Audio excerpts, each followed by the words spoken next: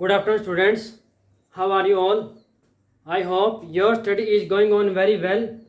Dear students, last time we have discussed about rate of reaction, Arrhenius equation.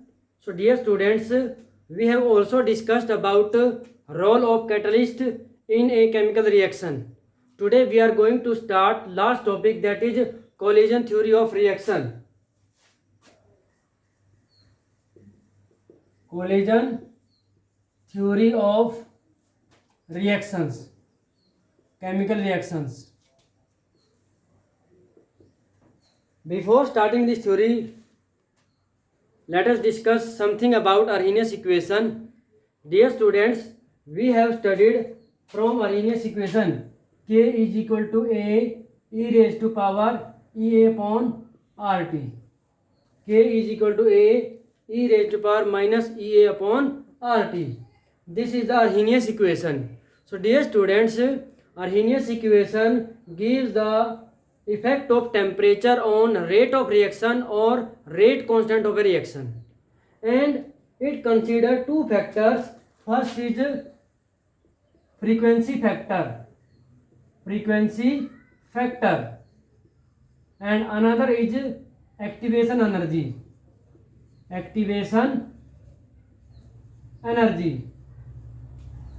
So dear students, इसने जो है Arrhenius equation ने दो factor को consider किया था. One is frequency factor and second is activation energy factor. But much more explanation was given by collision theory, and which was given by collision theory was given by Max Storch and William Lewis. These are the names of two scientists who gave this theory, collision theory of reactions. And this theory gave much more explanation, better explanation about the rate of chemical reaction. So dear students, इसमें ध्यान से देखेंगे, इसमें से क्या है. This theory is based on kinetic theory of gases, जो आपने 11th क्लास में पढ़ा है. kinetic theory of gases को इसने कंसीडर किया, and it also considered the reactant molecules as hard spheres. इसने reactant molecule को hard sphere consider किया. And the one more point is that hard sphere के साथ में इसने ये कहा कि chemical reaction takes place when molecules collide with each other.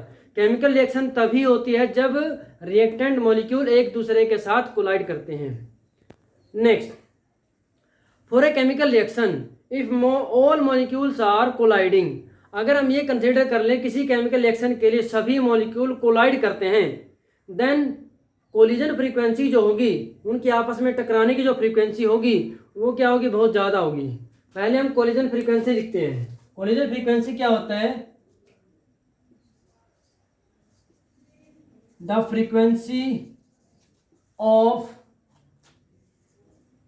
Colliding, frequency of collision of reactant molecules,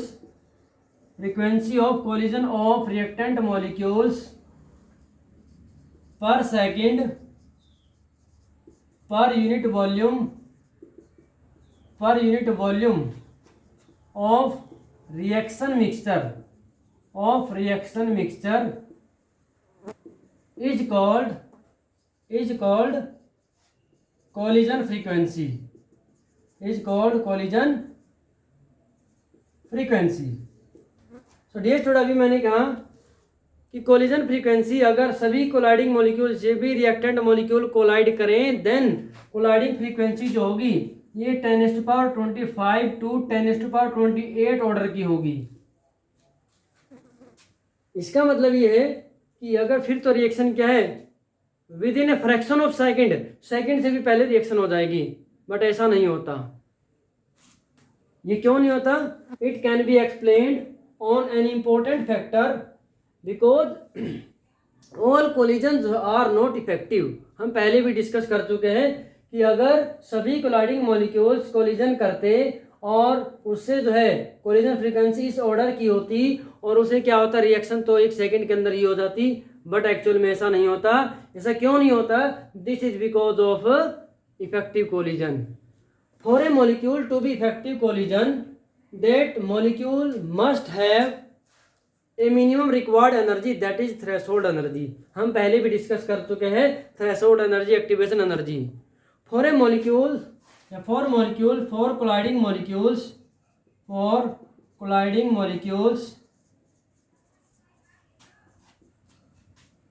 collision to be effective,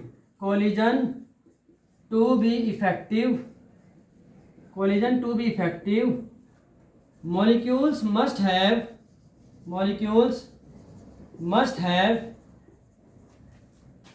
a minimum required energy, that is threshold energy.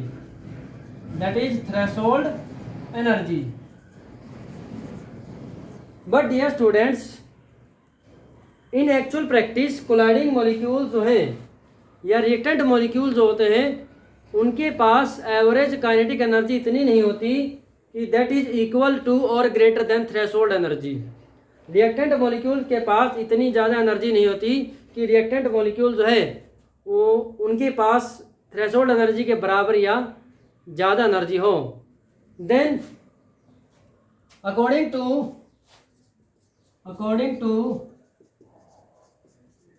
kinetic theory of gases,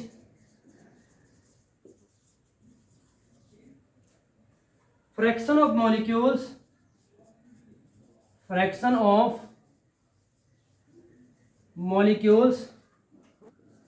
having energy equal or greater than that of a particular value, greater or equal than that of a particular value of energy is given by ये जो है वो molecule जिनके पास threshold energy के बराबर energy हो या उससे ज़्यादा एनर्जी हो, उस फ्रैक्शन को ये दिया गया काइनेटिक थ्योरी के according by Boltzmann factor F. और F क्या होता है? F is equal to e⁻e/RT. उसके बाद इसको कंसीडर करने से पहले, इसके बारे में हम बात करने से पहले हम बात करते हैं कि रेट ऑफ रिएक्शन जो यहाँ से हमने क्या बोला कि कोलिजन को इफेक्टिव होने के लिए colliding molecule must have minimum required energy, that is threshold energy. तो इसका मतलब क्या है कि कोलिजन अगर इफेक्टिव है तो रेट ऑफ रिएक्शन किसके बराबर होगा? Rate of reaction minus dx/dt is equal to, ये किसके बराबर होगा? ZAB into F. अब ZAB क्या है? ZAB is collision frequency. ZAB क्या है? Collision frequency. और F क्या है? F हमने क्या पढ़ा है? फ्रैक्शन ऑफ मॉलिक्यूल्स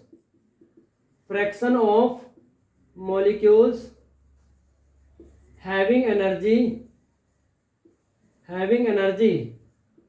इक्वल और greater than that of threshold energy. यहां से समझ में F क्या है? Fraction of molecules having energy equal और greater than threshold energy. ZAB क्या है? Collision frequency. इसके बाद जो हमारा ये पॉइंट आता है कि काइनेटिक थ्योरी ऑफ गैसेस के according fraction of molecule having energy equal और greater than that of particular value of energy is given by Boltzmann factor F. और उसके अकॉर्डिंग क्या होता है? F is equal to e⁻e/RT होता है. As we are considering activation energy, तो this E can be replaced by F is equal to e⁻e/RT. Put this value in this minus of dx/dt is equal to ZAB into e⁻e/RT. तो rate of reaction, तो यहाँ से हमारे पास expression क्या आता है, K is equal to ZAB into e raised power minus EA upon RT. This is according to collision theory. But dear students, listen carefully. Most of the reacting molecules, जो complex molecule होते हैं, large molecule होते हैं, उनके case में molecule have required threshold energy also, but they are not resulting in the reaction. Means molecule के पास energy भी है, थ्रेशोल्ड एनर्जी भी है, फिर भी रिएक्शन नहीं हो रही है. इसका मतलब क्या है, because they do not have proper orientation. Means इसका मतलब क्या है कि कोलिजन इफेक्टिव होने के लिए एक तो हमारे पास थ्रेशोल्ड एनर्जी मॉलिक्यूल के पास होनी चाहिए, और दूसरा एक और फैक्टर है ओरिएंटेशन फैक्टर, वो भी होना चाहिए. ओरिएंटेशन फैक्टर को कैसे हम कंसीडर करेंगे, उसको एग्जांपल से हम बताएंगे. Consider a reaction between CH3Br bromomethane and it react with hydroxide ion. ये न्यूक्लियोफिलिक सब्स्टिट्यूशन रिएक्शन है. इसका जो प्रोडक्ट बनता है that is CH3OH plus Br minus. Dear students, आपने 11th क्लास में रिएक्शन पढ़ी होगी, न्यूक्लियोफिलिक सब्स्टिट्यूशन रिएक्शन, और वहाँ पर आपने SN1 SN2 रिएक्शन भी पढ़ी होगी. तो ये जो रिएक्शन होती है takes place by SN2 mechanism. SN2 mechanism से होती है, कैसे होती है ध्यान से देखें. CH3OH कैसे लिखेंगे, HHH Br. अब इसके साथ में रिएक्शन किसकी है, OH माइनस की रिएक्शन है. अब ये दो तरीके से है, ध्यान से देखेंगे. First is proper orientation. Proper orientation या बोलेंगे हम back side attack. Back side attack. तो रिएक्शन में क्या होगा, OH माइनस जो है बैक साइड से इसके ऊपर अटैक करेगा, और एक 5 मेंबर ट्रांजिशन स्टेट बनती है. 5 मेंबर ट्रांजिशन स्टेट हमारे पास बनती है.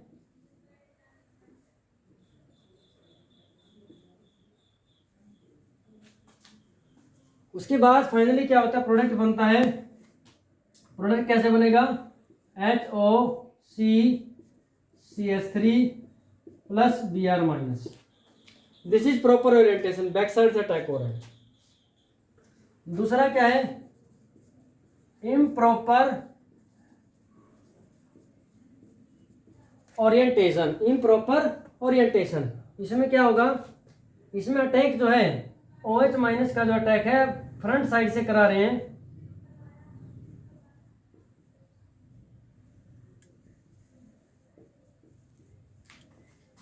यहां पर देखो ये डेल्टा प्लस होता है, डेल्टा माइनस, और ये माइनस चार्ज इसके ऊपर ऑलरेडी है. तो ये हम बैक साइड से अटैक कराएंगे इसके ऊपर, कार्बन के ऊपर. But this attack is not possible. क्यों, क्योंकि ये भी नेगेटिव चार्ज का, ये भी नेगेटिव चार्ज का. तो यहाँ पे क्या हो जाएगा, रिपल्सन. रिपल्सन हो गया तो क्या होगा, no reaction. Attack of nucleophile is not taking place. Nucleophile का अटैक कार्बन के ऊपर नहीं हो रहा है, क्योंकि रिपल्सन हो रहा है, इसलिए ये रिएक्शन नहीं होगी. इसका मतलब क्या है कि जब OH माइनस प्रॉपर ओरिएंटेशन से बैक साइड से अटैक करता है तब तो रिएक्शन हो जाती है, और अगर वो इम्प्रॉपर डायरेक्शन से अटैक करता है उस केस में रिएक्शन नहीं होती है. तो इसका मतलब क्या है, हम इसके साथ में वन मोर फैक्टर कंसीडर कर रहे हैं. That factor is orientation factor. That factor is orientation factor. Then ये जो हमारा एक्सप्रेशन आया था लास्ट में, इसके साथ में हम orientation factor, it means rate of reaction also depends on another factor called orientation factor or steric factor or probability factor P. then K can be written as K is equal to P ZAB into e raised to power minus EA upon RT. This is another factor P हमने consider किया, तो यहाँ पे लिख रहे हैं for a collision for a reaction to take place and for collision to be effective, there are two factors. First is energy factor.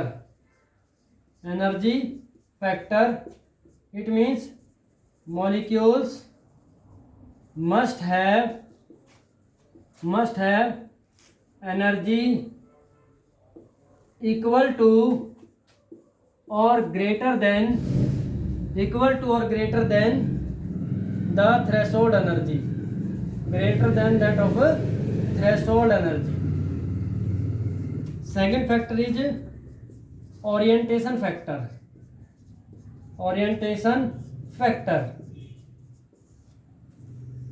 Colliding molecules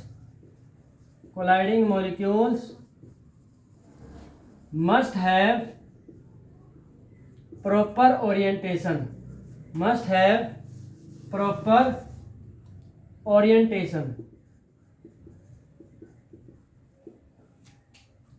And dear students, if we compare this equation with Arrhenius equation, मैं यहीं पर compare करके दिखाता हूँ. K is equal to A into e raised to power minus EA upon RT. हमने Arrhenius equation ये पढ़ी थी, और कोलिजन थ्योरी का कोडिंग इक्वेशन जो आई है ये है. When we compare these two equations, we find that A is equal to P into ZAB. A जो फ्रीक्वेंसी फैक्टर होता है, it is the product of steric factor and collision frequency. So dear students, ये जो collision theory है most of the reactions को explain करती है, but there are some reactions in which this collision theory is not successful for explaining the mechanism of the reaction. And then reason behind this is that there are some other factors on which rate of chemical reaction depends, and that factors are not in your syllabus. If you want to know about other factors, then we can discuss it later. And I think this is enough for today. Thank you and have a nice day.